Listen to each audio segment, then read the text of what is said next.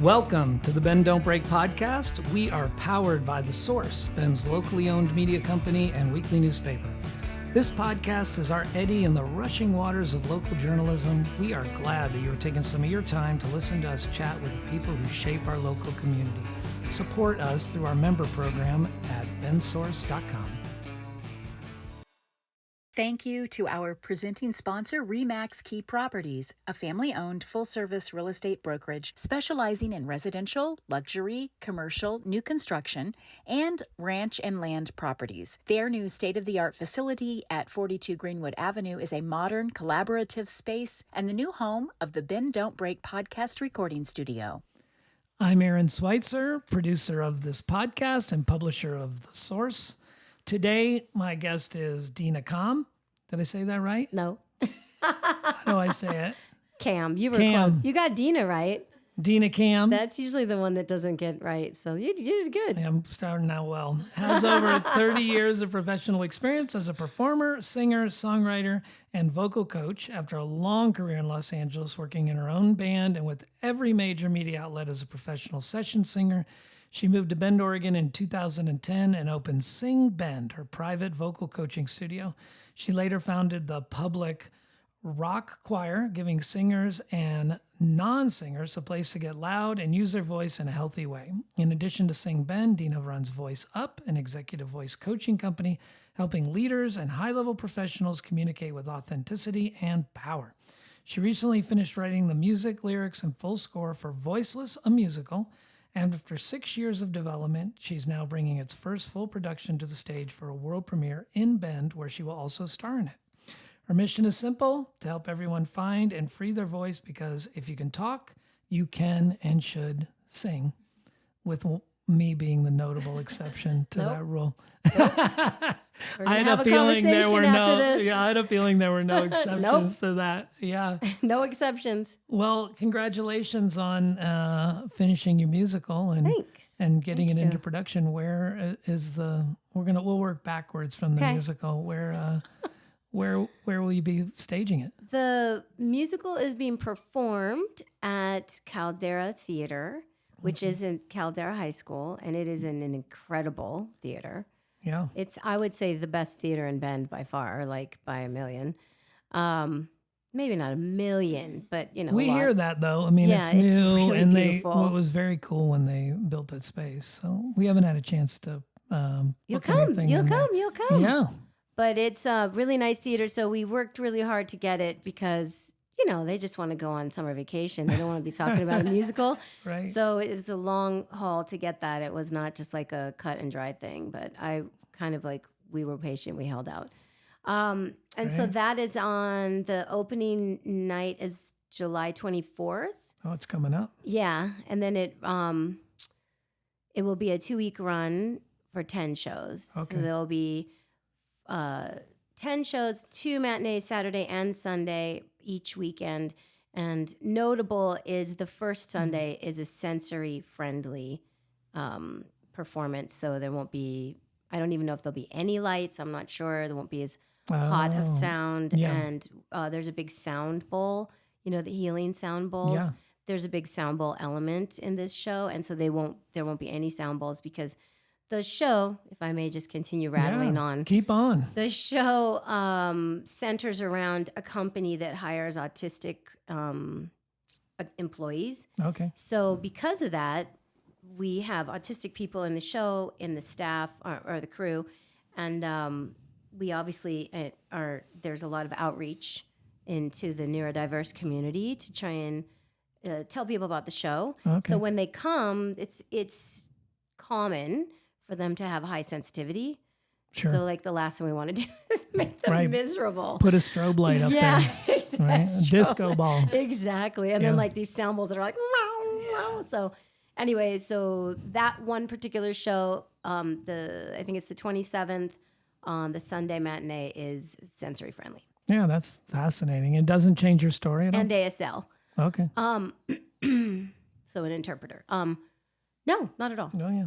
No, it just, in my opinion, it just makes it a little less fun. But in someone who's sensory sensitive, their opinion is it's more fun. So, But no, it doesn't change the story at all. What made you want to do this musical? Is this your first musical? I mean, I know you've been in a lot, but I mean, is this your first one you've written and performed in? Yeah, the first time I've written a musical. I performed in musicals, not many. It was one of the reasons I started writing a musical is because I was kind of like, first of all, I'm a little bit of a control freak, and I've always written my own music. Yeah. So when I'm in other people's musicals, it's annoying. It's annoying. I mean, for me, as a songwriter, I'm like, I wouldn't have done that, and I would like to do this, and this is. Right. So I wrote my own. Thought it was going to be easy. It's not been easy. It's been incredibly. Hasn't been hard. It's just a ton of work. Yeah. It's just so much work. So well, if you didn't have high standards, it wouldn't be that much work. Yeah, I guess. That's and if I didn't have high standards, I don't know that. And I have a writing partner, and she's just like me. And if we didn't have high standards, I don't know that we would have gotten picked up to do the show here. Yeah. And then, hopefully we're going to keep moving it forward and into bigger, what's the word? Cities. Yeah. Demographics. Venues, yeah. Yeah. So do you think you're going to take it back to LA? No, I probably won't go back to LA for it. I mean, I would if someone called me and, if there's any producers out there that want a brand new and really cool musical, different, interesting, fun, relevant, and all 4 female leads. How many people in the performance? In our cast, there's 17. Wow. Which is pretty big. Yeah. It's one of those scalable, so it could be very big, or it can be down to, I think, 13 is if we cross over roles. Okay. So it's still 13 is pretty big. And you have 4 female leads? 4 female leads. What's the premise of the musical? Well, the premise is a woman who loses her voice and it's basically her journey back to finding out why she lost her voice and then getting it back. But what's critical to this show, which I can't give away too much, but she has this is about my writing partner's personal experience. Okay. And my writing partner is Anne Fenn. She wrote the book. The book is the script. And it's loosely based on her story now, but we originally based it on her story. And she actually lost her voice from a condition called muscle tension dysphonia, which is a neurological response to trauma that freezes your vocal cords. Wow. So they just stop working. They're totally healthy. They're fully functioning, but your brain stops them from working.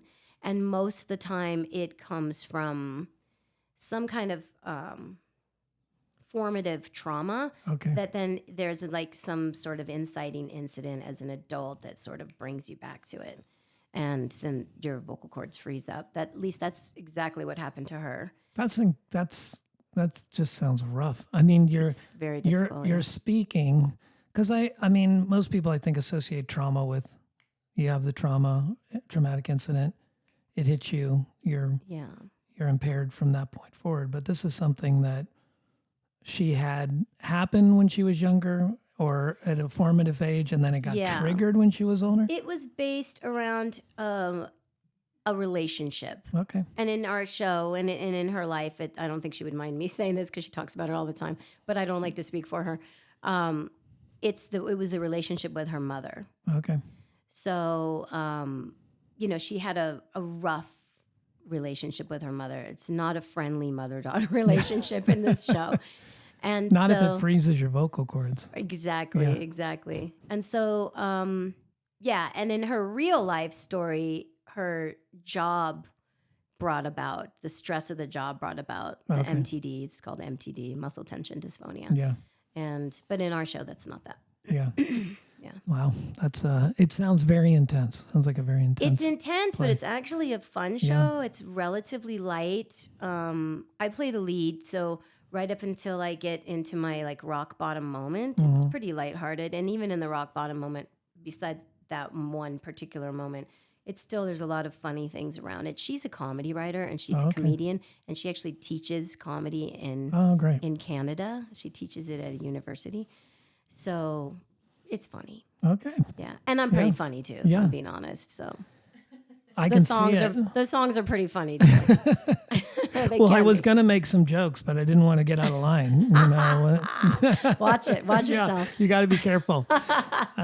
Well, so let me ask you. 2010, you come from LA to Bend. You're kind of pre-big, migration in. So Yeah. what? Right at the beginning. Yeah, what was the motivation to come to Bend from LA? Well, I had been in LA my whole life. I'm third generation born and raised and fourth generation raised. wow. So my whole family was from LA, and I never thought I would leave. And then I had a kid, Yeah, and I was just even pregnant. I was so worried about. I had never worried about myself because when you grow up in LA, you're a fighter. You have to be. Even to just drive on the freeway, you have to be a fighter. So it's true. I mean, you have to be Yeah. really good at being defensive on the freeway. And so when I was pregnant, I got really defensive about my kid in utero. And once I had him, and my ex-husband and I we were both in entertainment. We were both in the entertainment industry, and it's an incredibly difficult, high level of intensity industry. And we both just wanted a break, and we both just wanted to be a family and not be this like constant, proving yourself to the next person, whatever, whether it's an agent or a producer or a director, whoever it is, you're always in. Everyone in LA, even agents, producers, and directors are always proving themselves. They're in a constant state of proving themselves. yeah, So we just got tired. We moved, and I never knew that I was never meant to be in a city. I had no idea. And I would never go back. I mean, I love LA. I love going there. I love visiting. I have tons of friends and family, but I love Bend, Oregon. I was born to live here. Yeah. And then my kid kind of just feels like he was born here because he was 1 when we moved here. So he's Bendite all the way. Yeah. Yeah. How old does that make him now? Let me do the quick math. He's 27. No, 16. You're I added a ahead. digit. Yeah. Although he thinks he's 27, if that right. counts. Yeah, maybe that's what I was picking That up is, on. yeah, exactly. He's in high school now? Yeah. Yeah. Where did he go to school? He goes to Summit. Oh, okay. Yeah. I thought you were going to say Caldera. That was your... No, that would have been cool. I have lots of students at Caldera. Yeah. And he, he's in Summit, and he's, I have lots of students in Summit, and I have students from all over Bend, and I also teach. I have clients, outside of Bend and that I do online. Yeah. So, but I get around. And my poor kid is always like, yeah. My friend's all, I know you. And like, he had a sub once, and she came and she's like, oh, I know your mom. I worked with her. He's like, oh, and it's the worst age Right. for your mom to know anybody, Yeah. let alone everybody. So it's Right, like, yeah. Because with my rock choir, I get around too. It's just, What I'm is, exposed to a lot of people. why do you like teaching singing? Why? I mean, because you could have come up here and gotten as far away from entertainment as you tried. did from LA. That's a good question. Yeah, you held on to some of the LA. Well, first of all, I was born an extreme extrovert. So I don't have that, what most people have, which is that self-consciousness, which gets me in a lot of trouble regularly. But I've just, at my age, I've just embraced it. Like I'm just prepared to be in trouble. You're not going to change. I'm not going to change. Like I have like actively tried to calm down and be less, but I'm not. I'm always more. So when I moved here, I immediately got into other bands. Like it was just like my very next move, which is funny because I was like, I'm done with it. Did the whole crying. Like I've wrapped up my career. And I came here and immediately started singing. And I just realized, actually, being in Bend, that I cannot not be on stage. It is where I belong. And that is, for better or for worse, whether I'm good or bad, that's where I need to be to feel happy. So I was on stage a lot. And back in the early days, 16 years ago, there was not a lot of vocal coaches. Yeah. Because Bend was small. And I just kept getting asked to teach. Yeah. And I kept saying, I'm not a singer. What are you talking about? And I didn't know I was a singer. I thought I was a songwriter, performer. And Were you in a rock band? Were you the singer? But most singers don't think that they're singers, Yeah. which is what I learned. Mm-hmm. And the more I said that, and the more people were like, I'm not a singer. I want you to teach me how to do that. And then I started teaching. And once I started teaching, I realized I started really learning about the emotional pieces of the voice. And I come at voice from a very, very holistic standpoint. I do not come at voice from a collegiate or vocal liturgy standpoint at all. And because of that, I connected with a lot of people who didn't feel like they were singers, but felt safe singing with me because I didn't put any kind of expectation on them other than, hey, this is your instrument. This is how it works. You're born to do this. We're all born to do this. You have every right to do this just as much as every celebrity singer out there. You keep saying that we're all born to do this. We are born to do it. I'm sure we don't have time right now to get into it, but I'm also writing a whole book about it. Because people, I've really figured it out. I've really figured out what the common denominator is, and so I decided to write a book about it. And the more I started figuring it out and working with people, the more I really figured out that I love giving people a voice. And it made me realize that all my early music, not my music, well, yeah, my musical too. It's called Voiceless, but all my early music was very kind of like, we didn't use this word back then, but very fight the patriarchy and helping women lift themselves up and giving women a voice and really fighting for them through my music. And that's really all I'm doing when I'm working with somebody one-on-one. I'm just trying to help them learn how to fight for themselves, basically. I would say, I tell people the same thing about writing when I used to do writing coaching, or people want to know how they can get into the business of journalism and stuff. And almost everybody, if they give them a little bit of a nudge in a certain area, they can find their voice, whether they're singing or they're writing. Exactly. And, but you got to be somewhat of an extrovert, and to do it comfortably. I mean, you can do it in a lot of people do diaries, and I'm sure a lot of people, and a lot of people sing in the shower, and I have a lot of people who only sing in front of me. A lot. Yeah. A lot of people are like, oh, this is the only place I'm doing this. But they're doing it for their own mental health and their own emotional, development. Yeah. So, and I love it. I mean, I feel like it's really important. I feel like I fell into my music career to begin with. I never wanted to be a singer or a musician. I only wanted to be a dancer.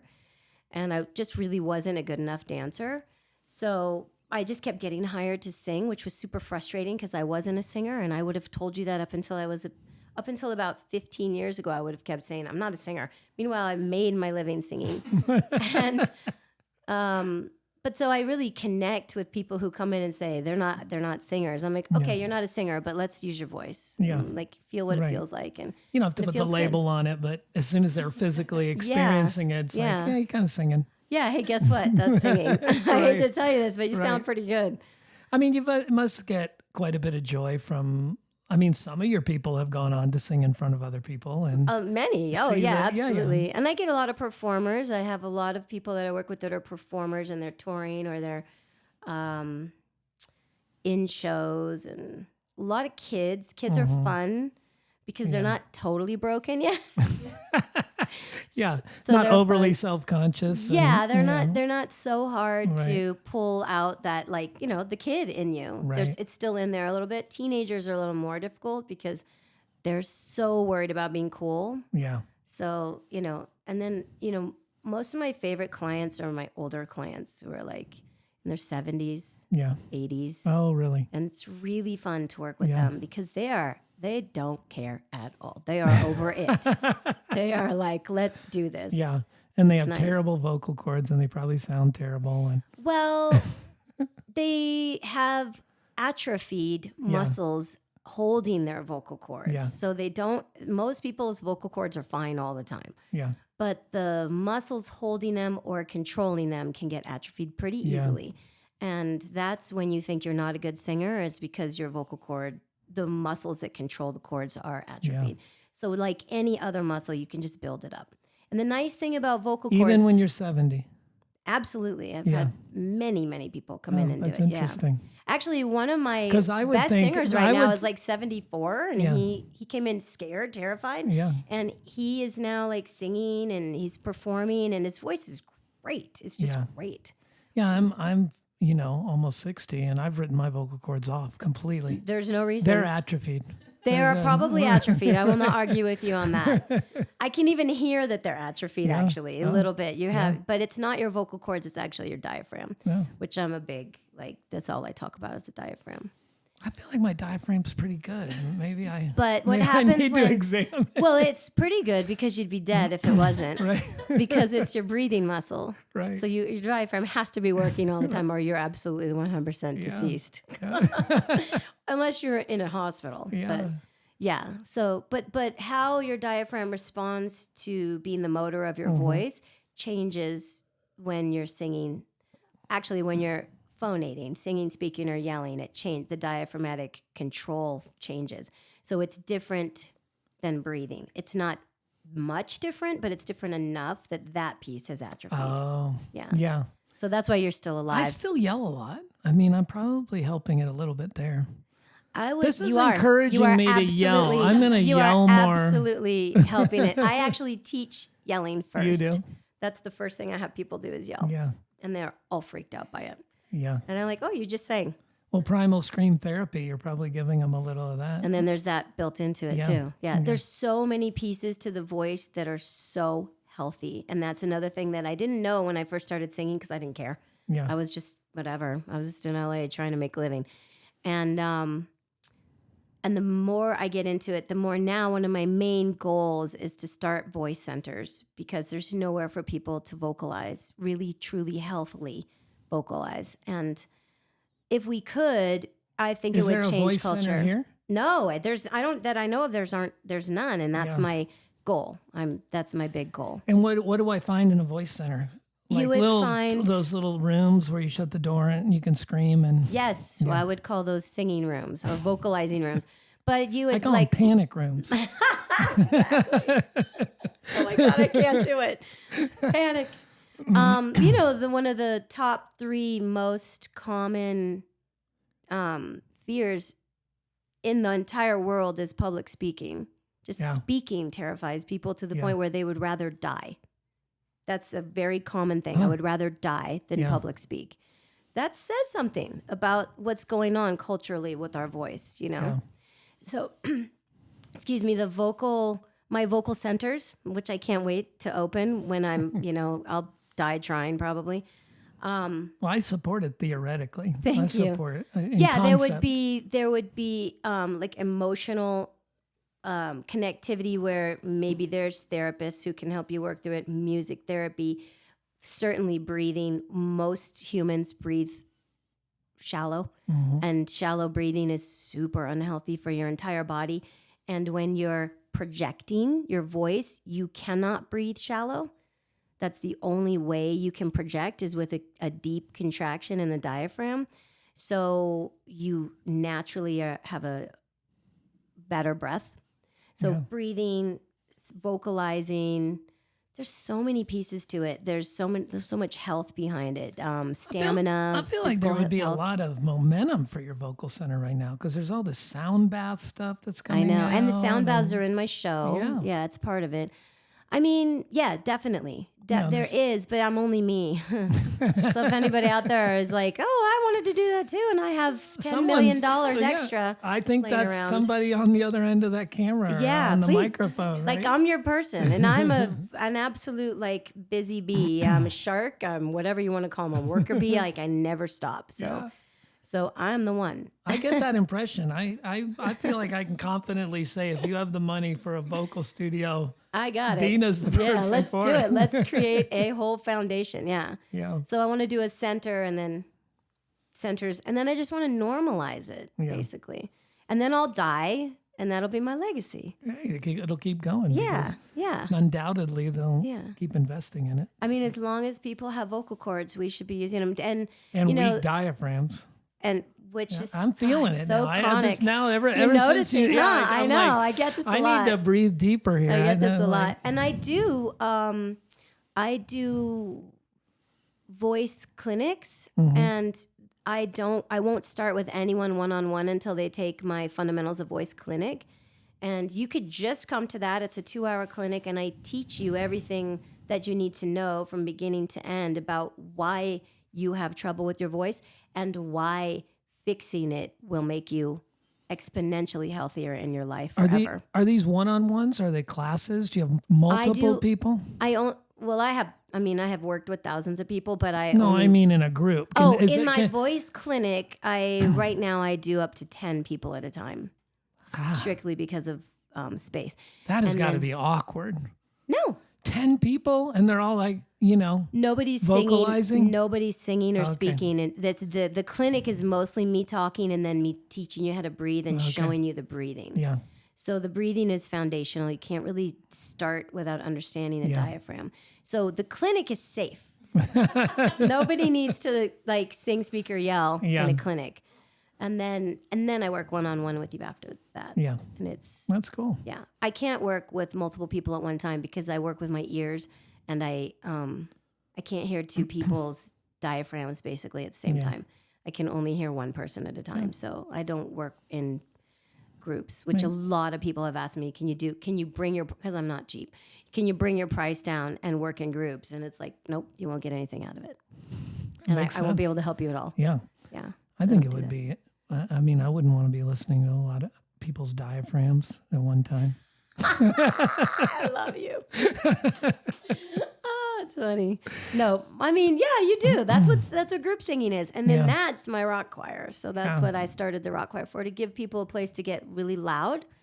Because I have a full band and it's all amped and I'm on a mic, but the rest of the singers, the participants, they just blast. That's the goal, is like, you have a place. I used to do it weekly at Broken Top Bottle Shop long time ago. And then I just recently stopped. COVID kind of killed everything. And then now I'm at Immersion, which is now up. Yeah. And so they take your clinic and then they move into this rock band. They don't have to take my clinic. Anybody can show up to the rock choir. And you just get on the mic and roar. And now I used to pass out lyric sheets. Now I project lyrics. So it's basically, it's kind of like karaoke, except there's a very different intention behind it. Yeah. The intention is you're safe. No one can hear you. Everybody's singing together. And our goal is to be loud. Oh, that's cool. And what happens when you do group singing is everybody's wavelengths sync up because we're all singing the same physical wavelength. And you sync up as people. So it creates instantaneous community, and it's really fantastic. So after 2 or 3 songs, everybody in the room loves each other already anyway. And unlike karaoke, you don't have to be intoxicated or 2 drinks down. No, but I always have it around a bar in case you feel like you need to be. I would. But what happens is everybody goes in, they get a drink, and then they forget about their drink. This is really common. Yeah. They'll drink it, and then they forget that they had a drink, and they don't go back for more, because what happens when you are singing at length is your diaphragm presses, when you're singing loud, when you're projecting, your diaphragm presses down on it hits the top of your vagus nerve, and your vagus nerve triggers your parasympathetic nervous system, which is triggering all your happy, feel-good hormones, serotonin, oxytocin, dopamine, and endorphins simultaneously, exponentially. So the longer you hold your diaphragm down, which you need to do to project, the better you feel. And it's the only physical activity, natural physical activity that we do that creates exponential happiness. The only one? Yeah, because nothing else holds your diaphragm down for any length of time. Your diaphragm's usually up and down breathing. But when you sing, it stays down. That's the only time when you're holding notes. Yeah. You can do it unnaturally. You can tell yourself to do it. And that's when people say, oh, I'm upset, I need to, or if someone tells you you're upset and you say, oh, take 3 deep breaths. Well, it's not really the 3 deep breaths that's calming you down. It's the diaphragms controlling the parasympathetic. Yeah. And the depth of the breath is the depth of the contraction. And if you're atrophied, you have a hard time getting there. Oh, you're not going to get the release. You're not going to get down into Well, those you drugs. you forgot. Yeah, you're not triggering it. You forgot how to pull that all the way down, pull the diaphragm all the way down. And singing, yelling actually gets you there right now. So if you just want to feel good, just go out and yell. Well, if you're yelling at people and you're getting that rush. Oh, yeah, that's a double. You feel super good. You feel great. It's like vindication and endorphin, serotonin, oxytocin, and dopamine. Well, Deena, we are at the end of our time Oh, my on the gosh. podcast. Okay. I learned a lot. My gosh, that was fast. I learned a lot. Oh, good, good. I'm somewhat, can count me interested. I hope this was as fascinating for everybody else as it was for me. That's cool. Good, yeah. And so my show is about all of this mostly. Okay. I mean, but it's packaged up in a fun version and not the clinical version. Well, Deena, where can people find out how to get tickets to the show or to get in some diaphragm training? You can contact me through Sing Bend. Okay. Pretty easy if you're in Central Oregon. Sing Great Bend. URL. You can also just type in my name, Deena Kamm, DeenaKamm. And you'll find me everywhere. But singbend.com has all the info. And then if you want to come to, that's for my coaching. That's for locals. Getyourvoiceup.com is my executive coaching. Wow. That's what I do when I'm not local. And then also my musical is called Voiceless, a Musical. And if you go to voicelessamusical.com, everything's there. Cool. Yeah. Thank you so much. Hey, thank you for coming in. This has been the Bend Don't Break podcast. If you like what you heard, go to bensource.com and donate so we can learn more about how to press our diaphragm down and release endorphins. You're doing it. Get naturally high. Don't need the cocktail. I love all of it. You don't. So, thank you, Deena. Thank you so much. You've been listening to the Bend Don't Break podcast powered by The Source Weekly. To read, hear, and see more of what we do, go to bensource.com.